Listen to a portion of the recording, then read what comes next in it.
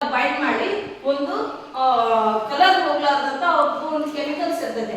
ಆ ಕೆಮಿಕಲ್ಸ್ ನಲ್ಲಿ ಕಲರ್ ಅವನ ದಾರವನ್ನು ಎದ್ದಿ ಆರ್ ಹಾಕಿ ನಾವು ಮಷಿನ್ಗೆ ಆ ಬಟ್ಟೆ ಮಾಡಕ್ಕೆ ಕೊಡ್ತಾರ.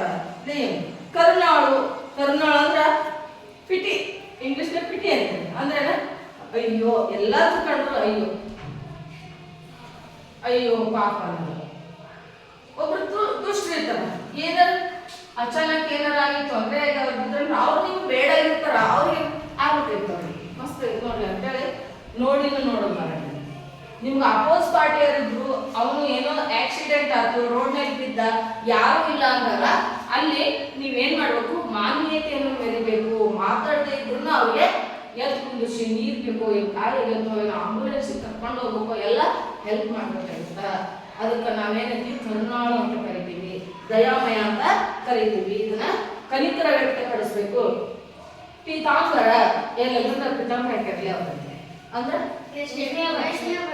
ರೇಷ್ಮೆಯಿಂದ ತಯಾರಿಸಿದಂತ ಒಂದು ಉಡುಪು, ಅದು ಪೀತಾಂಬರ ಅಂತ ಕರಿತೀವಿ. ಅದು ಎಲ್ಲಾ ಬಟ್ಟೆಗಳಂತೆ ಇರೋದಿಲ್ಲ, ಅದು ವಿಶೇಷವಾಗಿರ್ತೈತಿ. ಗೊತ್ತಾಗ್ತಿಲ್ಲ ಪೀತಾಂಬರ.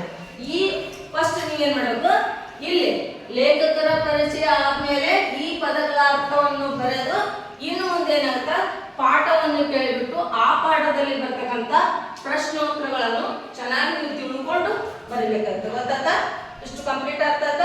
ಓಕೆ, ಇನ್ ಪಾಠಕ್ಕೆ ಹೋಗೋಣ.